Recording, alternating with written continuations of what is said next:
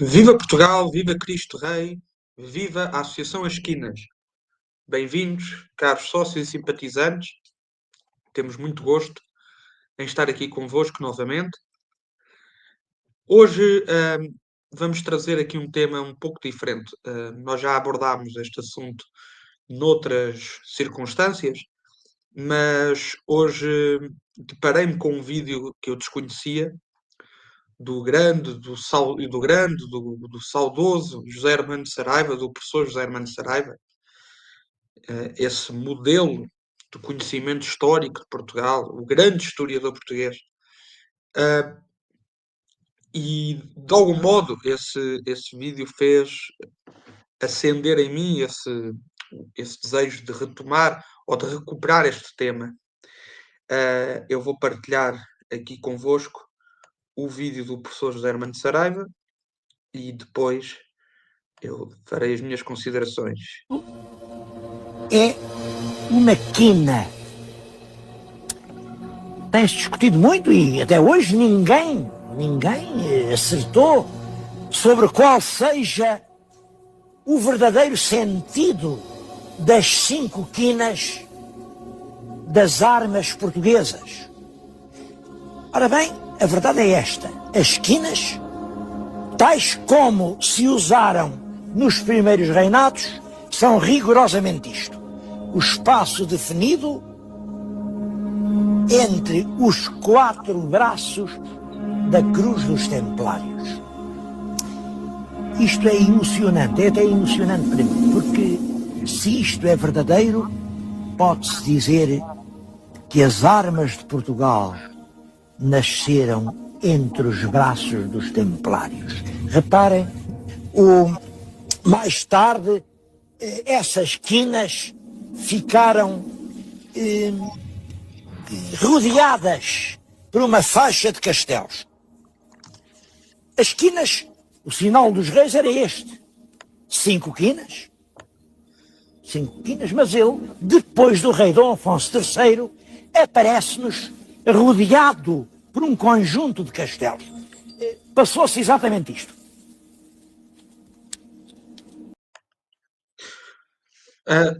Muito bem. Portanto, esta explicação belíssima do professor José Hermano Saraiva é particularmente querida para mim e para os membros da Associação As Esquinas, na medida em que se dá uma explicação para o nome que inspirou o nosso movimento.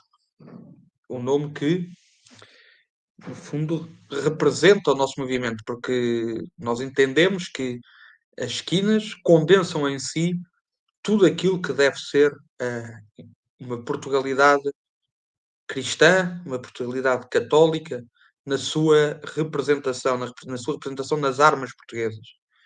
Porque entendemos que as esquinas são o símbolo universal da Portugalidade,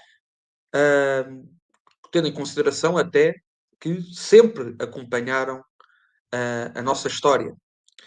Por exemplo, a esfera armilar é um elemento posterior, os castelos são um elemento posterior, mas as esquinas sempre, quase desde sempre estiveram lá, desde a primeira dinastia. E tanto a versão das 5 chagas de Cristo, a representação das 5 chagas de Cristo, quanto esta explicação do professor José Hermano Saraiva, que explica que as esquinas são os braços gerados a partir da cruz templária, ambas remetem o símbolo de Portugal para uma explicação mística, metafísica e espiritual cristã. Por razões óbvias. Primeiro, porque os Templários foram uma ordem religiosa, uma ordem militar fundada no século XII, que foi essencialmente criado para proteger os peregrinos cristãos que iam para a Terra Santa. E, portanto, obviamente, portadoras de um grande conhecimento em várias matérias, um conhecimento muito precoce e muito aprofundado, muito vindo também da prática do desenvolvimento cultural dos mosteiros, da vida monástica, das ordens religiosas. Hum, Portanto, nesse sentido, obviamente que é uma simbologia já associada a um misticismo e a uma simbologia cristã, e as cinco chagas de Cristo, as cinco chagas de Cristo, mais ainda. Há outra versão que eu considero igualmente bela, belíssima, aliás, que se relaciona com esta segunda versão, a versão das cinco chagas de Cristo, que é a seguinte. Eu vou projetar também de imediato. Onde é que está? Pronto, que é a seguinte, que é esta aqui. E o que é que nós estamos a ver aqui? Esperem lá, que isto ainda não abriu. Estou aqui a aumentar. Ok. Acho que não dá para aumentar muito mais do que isto. Não sei porquê. O ficheiro não está. Deixa-me lá ver se consigo de outra forma. Peço desculpa. Ai, ai. Mas pronto, eu enquanto vou fazendo, eu vou tentando explicar. Outra versão, como eu disse, que se relaciona à questão das cinco chagas de Cristo, é o mito fundacional de Portugal na Batalha de Ourique, onde Nosso Senhor Jesus Cristo terá aparecido a do Afonso Henriques antes da batalha. Aqui está, aqui nesta belíssima pintura, onde vemos Dom Afonso Henriques a receber esta aparição e a receber diretamente dos anjos do Senhor o símbolo das quinas nacionais, como vê na imagem, na pintura. Porque segundo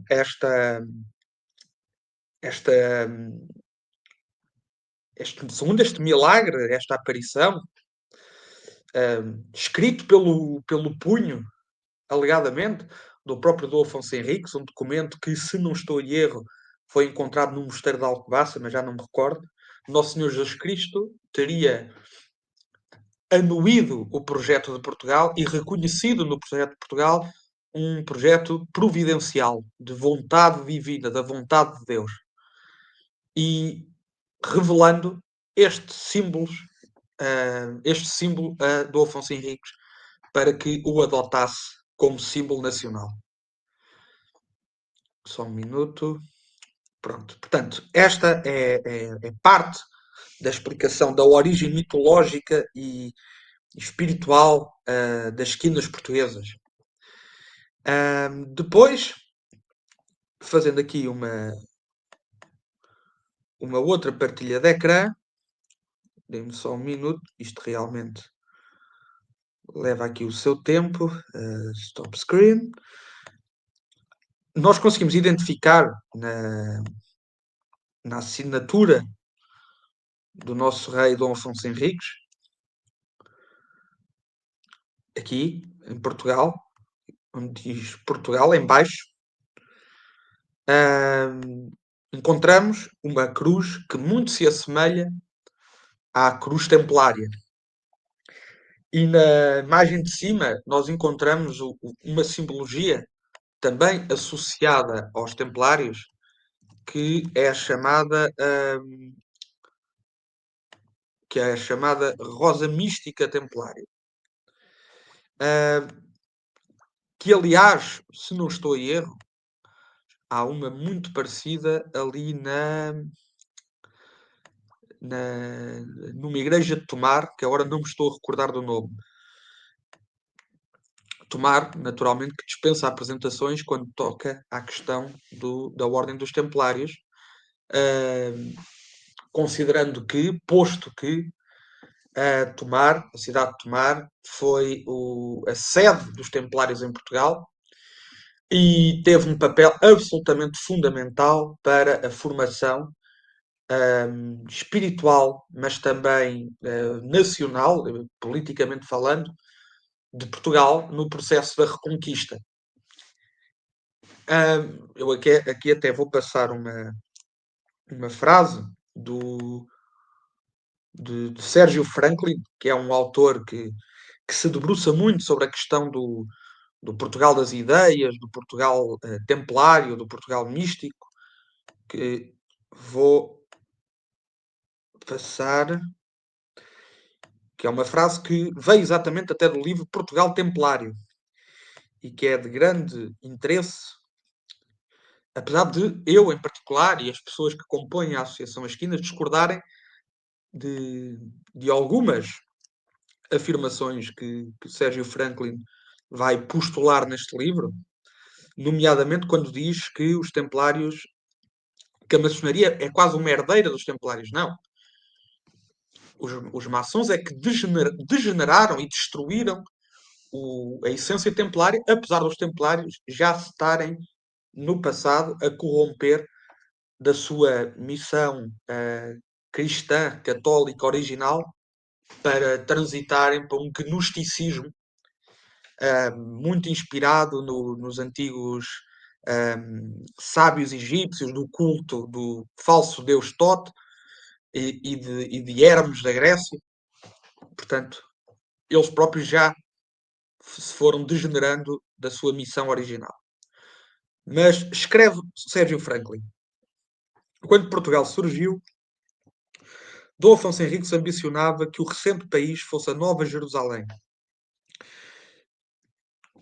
A Jerusalém espiritual que os textos bíblicos anunciavam, já que a cidade santa, recentemente conquistada, podia ser facilmente perdida. Além do mais, Portugal também nascia no âmbito da cruzada, da guerra santa e justa contra os adversários da fé cristã. Assim, a Ordem do Templo preparou os alicerces para a vinda de uma Jerusalém celeste substituída por Tomar, a Jerusalém terrestre no Ocidente cristão. Portanto, aqui o Sérgio Franklin faz uma afirmação muito interessante, que podemos entender como uma espécie de licença poética, no qual Portugal é colocado como uma espécie de Nova Jerusalém, a Jerusalém do Ocidente Europeu, a Jerusalém do Ocidente cristão. E é indiscutível que se nós analisarmos, Tomar sendo a sede dos Templários, os Templários tendo colaborado fortemente para a fundação de Portugal, Dom Afonso Henriques, acho que não restam grandes dúvidas, foi um Templário, assim como o seu companheiro de batalha, o Gualdim Pais e outros.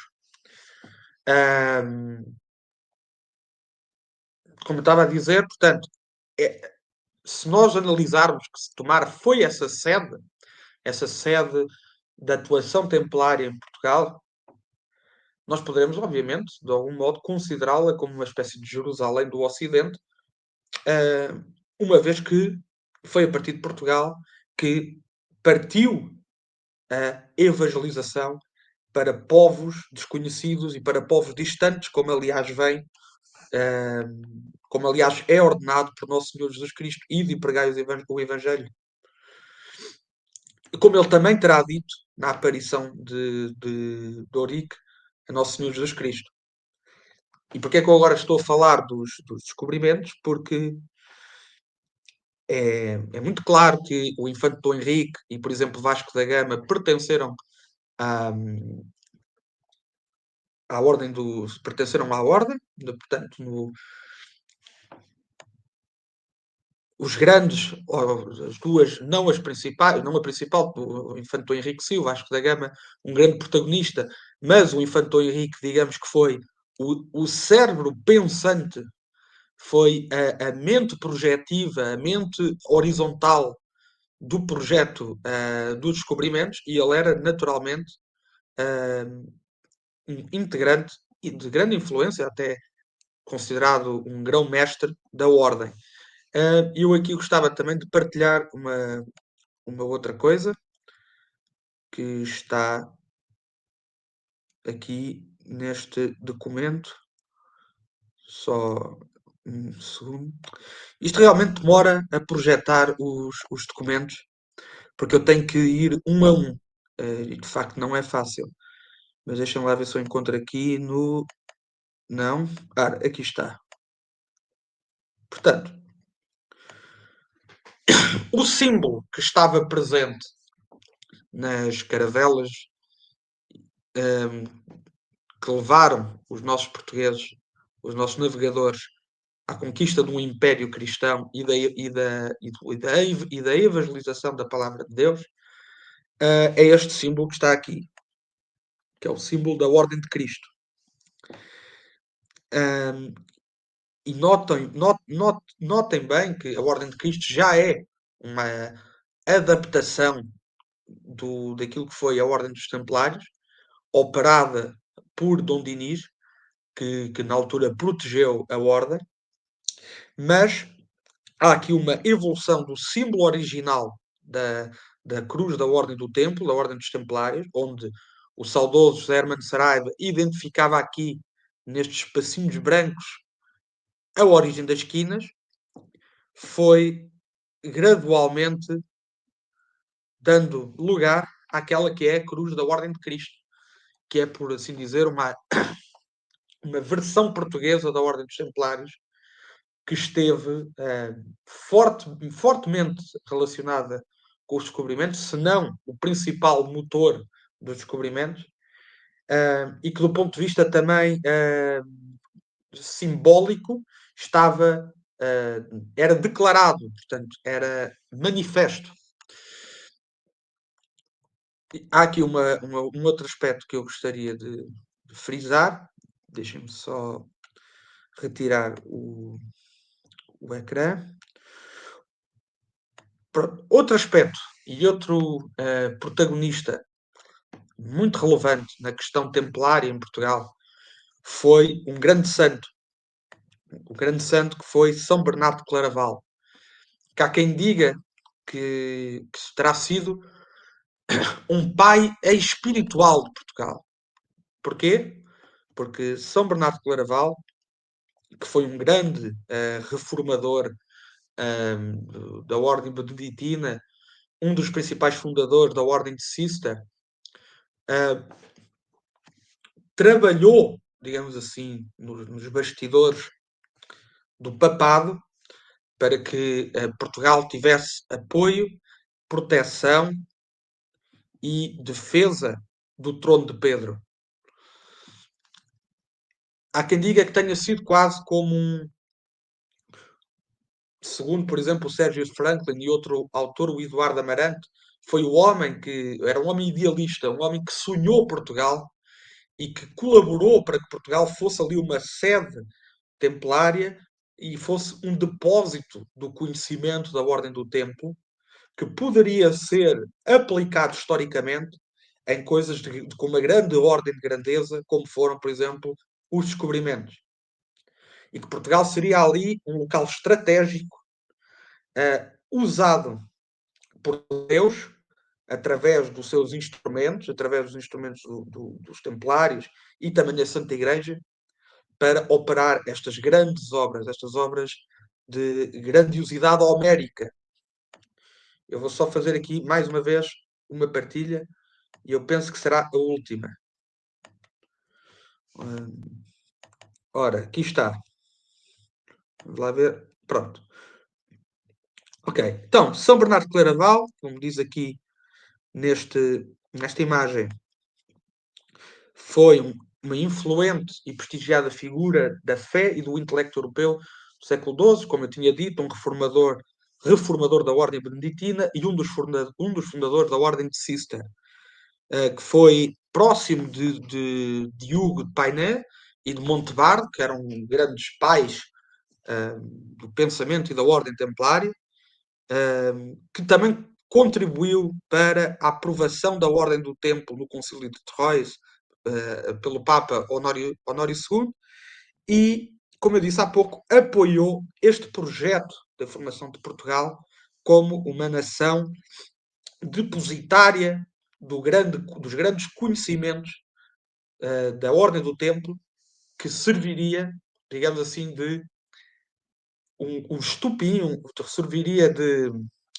uma chama primordial para que, como eu disse, se operassem grandes obras, obras homéricas, obras de grandes proporções, ahm, naquilo que seria o projeto da evangelização e da salvação das almas. Ora, e esta, digamos, intercessão de São Bernardo de Claraval, que eu penso, particularmente, que era um santo que merecia muito mais reconhecimento no nosso país, não só no estudo da nossa história, como até do ponto de vista escultórico, de homenagens, de memórias evocativas em Portugal. Devia ter muito mais protagonismo. Por exemplo, eu penso que São Bernardo de Claraval tem algumas estátuas, nomeadamente até no Mosteiro de São João de Tarouca, que é um mosteiro já de inspiração da Ordem de Cister, que foi aqui instalado muito pela colaboração de São Bernardo de Claraval, assim como o Mosteiro de Alcobaça. O Mosteiro de Alcobaça é esse que terá sido o primeiro centro de estudos de Portugal, o primeiro local em Portugal onde as pessoas se formavam academicamente, ainda antes dos estudos gerais de Lisboa, que depois passaram para Coimbra. Mas é uma figura que, apesar de ter algumas homenagens, merecia muito mais reconhecimento. Assim, como eu já tinha dito, já tinha dito, e nós na Associação Esquinas tentámos trabalhar nesse sentido, mas recebemos muitas negas dos poderes públicos, em que nós tentámos iniciar um movimento para que se edificasse em Portugal uma estátua para o Papa Alexandre III, que, como é sabido, foi o Papa que reconheceu a independência de Portugal na bula Manifestum Probatum, e com muita pena nossa e com muita tristeza nossa, não, não recebemos respostas de nenhum poder municipal. Nós contactámos, deixem-me só tirar isto, nós contactámos até locais estratégicos que tivessem uma importância considerável na formação e na fundação de Portugal, como por exemplo Guimarães, Braga, de um certo modo até de Lamego, mas recebemos da parte desses municípios ou silêncio ou respostas que serviam para mais nada a não ser alimentar falsas expectativas. Mas é para vocês notarem que há um desinteresse profundo do poder em Portugal relativamente aos grandes heróis da nossa história, mas se eu fosse um eventual artista com conhecimentos e contactos na Câmara Municipal para construir um qualquer cravo gigante, ou uma estátua de um cravo, ou um mural de um cravo, certamente já teria todos os apoios e toda a disponibilidade pública para esse efeito. Lamentavelmente, não é aquilo que nós temos. Ora, este vídeo versa, acima de tudo, o tema de que Portugal é um país de inspiração templária, idealizado e sonhado por um grande santo como São Bernardo de Claraval, protagonizado por um guerreiro heróico e também ele sonhador como Dom Afonso Henriques, levado a cabo por génios como o Infante Dom Henrique e por homens bravos como Vasco da Gama, protegida por um rei visionário e brilhante como Dom Dinis. Dom Dinis, aliás, e Rainha Santa Isabel, que instituíram o culto do Espírito Santo em Portugal, muito celebrado em Tomar, até hoje. Aliás, a festa dos tabuleiros não é nada mais do que um culto e uma festa de tributo ao Espírito Santo. Portanto, vejam que nesta, nesta parte de Portugal, nesta parte histórica de Portugal, da primeira dinastia, vejam a densidade espiritual que está ali presente. E é de uma beleza indubitável, é de um esplendor de tirar o fogo e deveria ser o motivo e justificação para um grande orgulho pátrio de Portugal ser esta nação que foi instrumentalizada por Deus, usada por Deus. Não por acaso, muito mais tarde, Portugal recebeu as aparições marianas de Nossa Senhora em Fátima e outras, e Nossa Senhora enfatizou essa questão de que em Portugal jamais morrerá o dogma da fé, uma revelação bem mais recente, se comparada às figuras que estamos a falar hoje, mas de facto deveria existir em cada português o desígnio de preservar, proteger e combater por estes princípios, por estes ideais e por estas verdades que foram tão brilhantemente aplicadas aqui no nosso país. Um país que teve, como eu expliquei, um papel providencial na própria obra de Deus. E nós que estamos perante este período de absoluto relativismo, um relativismo moral, relativismo estético, relativismo histórico, revisionismo, onde assistimos falsos líderes e falsos portugueses a bajularem e a acarinharem pessoas que insultam a pátria e que lhe desferem golpes de escárnio e de desprezo. E são essas pessoas que estão citas nos lugares mais influentes e mais poderosos da nação. É desolador que uma história tão emérita, tão gloriosa, seja desprezada como se fosse um humus indigno e infértil. Mas nós, membros da Associação As Esquinas, certamente os nossos sócios, simpatizantes e membros de outros grupos, não cessarão de dignificar e enaltecer o verdadeiro Portugal, que é um Portugal que está oculto a muita gente. E enquanto esta pedra, chamada Associação As Esquinas, estiver pousada sobre a terra milenar de Portugal, nós resistiremos. Nós proclamaremos a alma portuguesa sempre que nos for dada a voz. Não abandonamos a pátria, não desistimos da pátria e assim continuaremos a ser e assim continuaremos a batalhar. Desejar a todos uma noite santa e descansada e obrigado por terem assistido.